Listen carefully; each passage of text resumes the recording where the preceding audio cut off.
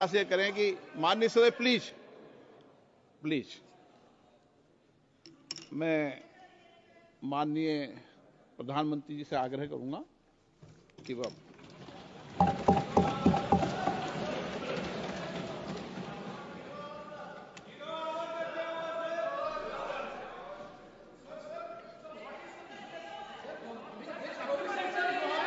माननीय अध्यक्ष जी, please please मैं बताता हूं, अभी मैं बताता हूं, प्लीज प्लीज बताता हूं मैं, प्लीज प्लीज प्लीज माननीय अध्यक्ष जी, माननीय अध्यक्ष जी,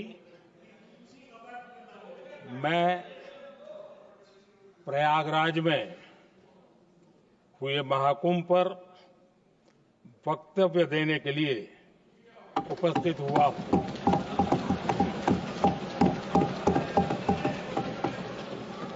आज मैं इस सदन के माध्यम से कोटि कोटि देशवासियों को नमन करता हूं, जिनकी वजह से महाकुंभ का सफल आयोजन हुआ। महाकुंभ की सफलता में अनेक लोगों का योगदान है।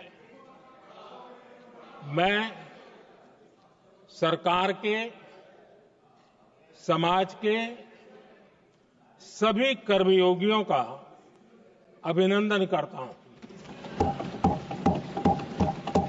मैं देश भर के श्रद्धालुओं को, यूपी की जनता, विशेष तौर पर प्रयागराज की जनता का धन्यवाद करता हूं। अध्यक्ष जी, हम सब जानते हैं गंगा जी को धरती पर लाने के लिए एक भगीरथ प्रयास लगा था। वैसा ही महाप्रयास इस महाकुंभ के भव्य आयोजन में भी हमने देखा है। मैंने लाल किले से सबका प्रयास के महत्व पर जोर दिया था। पूरे विश्व ने महाकुंभ के रूप में भारत के विराट स्वरूप के दर्शन किए। सबका प्रयास का यही साक्षात स्वरूप है। ये जनता जनार्दन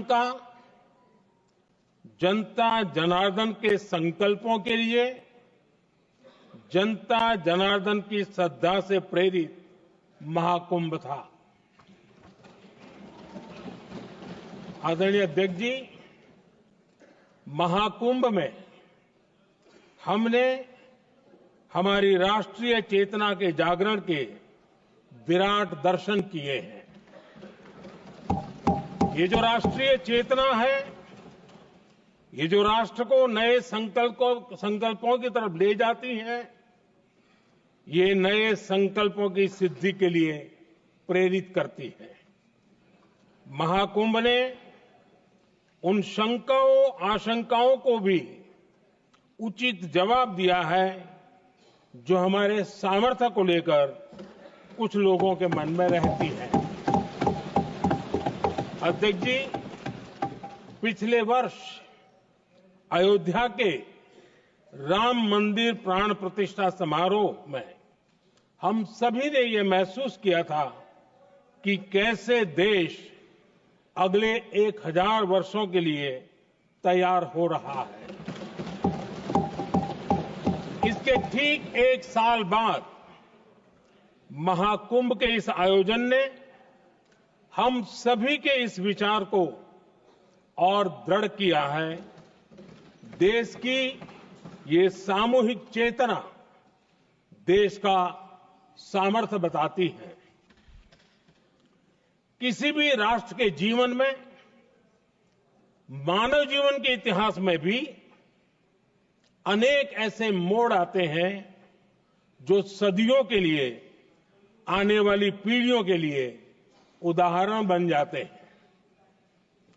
हमारे देश के इतिहास में भी ऐसे पल आए हैं जिन्होंने देश को नई दिशा दी, देश को झकझोर कर जागृत कर दिया।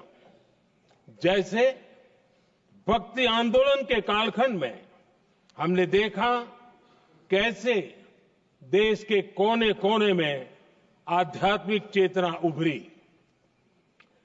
स्वामी विवेकानंद जी ने शिकागो में एक सदी पहले जो भाषण दिया वो भारत की आध्यात्मिक चेतना का जयघोष था। उसने भारतीयों के आत्मसम्मान को जगा दिया था। हमारी आजादी के आंदोलन में भी अनेक ऐसे पड़ाव आए हैं। 1857 का स्वातंत्र संग्राम हो, वीर भगत सिंह की शहादत का समय हो, नेताजी सुभाष बाबू का दिल्ली चलो का जयघोष हो, गांधी जी का दांडी मार्च हो, ऐसे ही पड़ावों से प्रेरणा पाकर भारत ने आजादी हासिल की।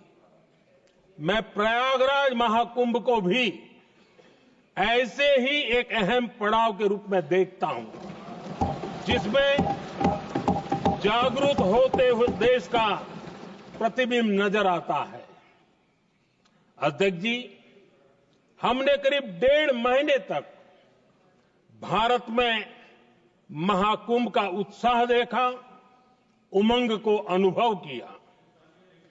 कैसे सुविधा असुविधा की चिंता से ऊपर उठते हुए कोटि कोटि श्रद्धालु श्रद्धा भाव से जुटे, ये हमारी बहुत बड़ी ताकत है। लेकिन ये उमंग, ये उत्साह सिर्फ यहीं तक सीमित नहीं था।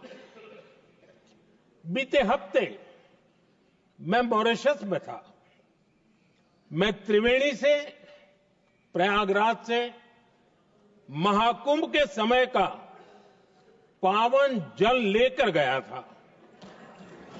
जब उस पवित्र जल को मॉरिशस के गंगा तालाब में अर्पित किया गया तो वहां जो श्रद्धा का, आस्था का, उत्सव का माहौल था वो देखते ही बनता था।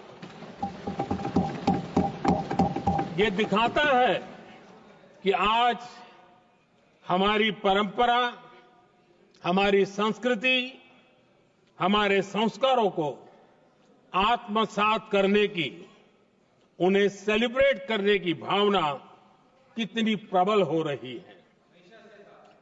अध्यक्ष जी, मैं ये भी देख रहा हूं कि पीढ़ी दर पीढ़ी हमारे संस्कारों के आगे बढ़ने का जो क्रम है वो भी कितनी सहजता से आगे बढ़ रहा है।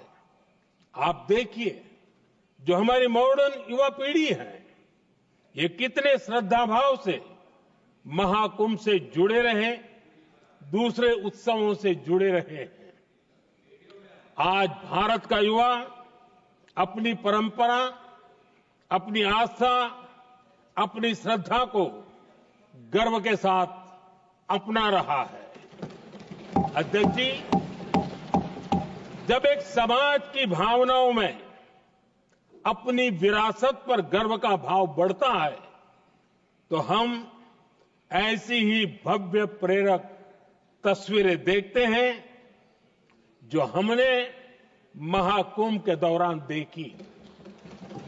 इससे आपसी भाईचारा बढ़ता है और ये आत्मविश्वास बढ़ता है कि एक देश के रूप में हम बड़े लक्ष्यों को प्राप्त कर सकते हैं।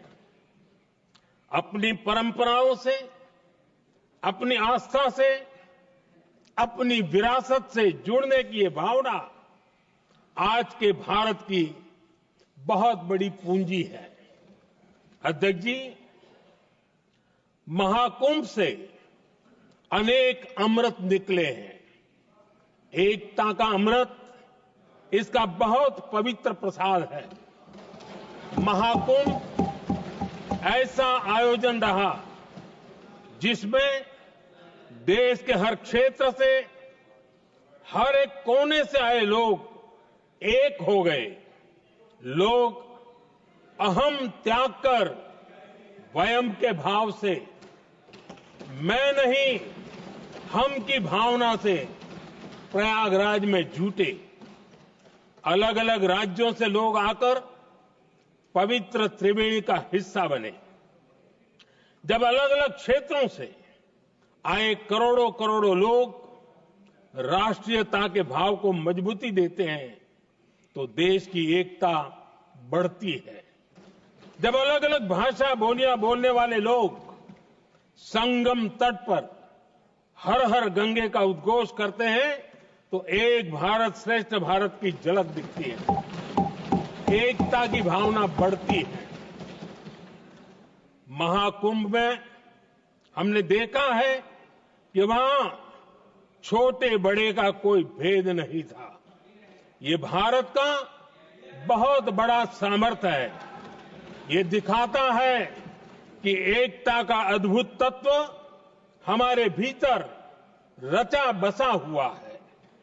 हमारी एकता का सामर्थ्य इतना है कि वो भेदने के सारे प्रयासों को भी भेद देता है।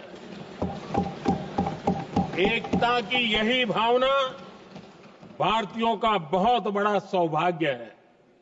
आज पूरे विश्व में जो बिखराव की स्थितियां हैं, उस दौर में एकजुटता का ये विराट प्रदर्शन हमारी बहुत बड़ी ताकत है। अनेकता में एकता भारत की विशेषता है, ये हम हमेशा कहते आए हैं, यह हमने हमेशा महसूस किया है और इसी के विराट रूप का अनुभव हमने प्रयागराज महाकुंभ में किया है। हमारा दायित्व है कि अनेकता में एकता की इसी विशेषता को हम निरंतर समृद्ध करते रहें। अध्यक्ष जी, महाकुंभ से हमें अनेक प्रेरणाएं भी मिली हैं। हमारे देश में इतनी सारी छोटी बड़ी नदियां हैं। कई नदियां ऐसी हैं जिन पर संकट भी आ रहा है। कुंभ से प्रेरणा लेते हुए हमें नदी उत्सव की परंपरा को नया विस्तार देना होगा। इस बारे में हमें जरूर सोचना चाहिए। इससे वर्तमान पीढ़ी को पानी का महत्व समझ आएगा, नदियों की साफ सफाई को बल मिलेगा, नदियों की रक्षा होगी। अध्यक्ष जी, मुझे विश्वास है कि महाकुंभ से निकला अमृत हमारे संकल्पों की सिद्धि का बहुत ही मजबूत माध्यम बनेगा। मैं एक बार फिर महाकुंभ के आयोजन से जुड़े प्रत्येक व्यक्ति की सराहना करता हूं। देश के सभी श्रद्धालुओं को नमन करता हूं। सदन की तरफ से अपनी शुभकामनाएं देता हूं।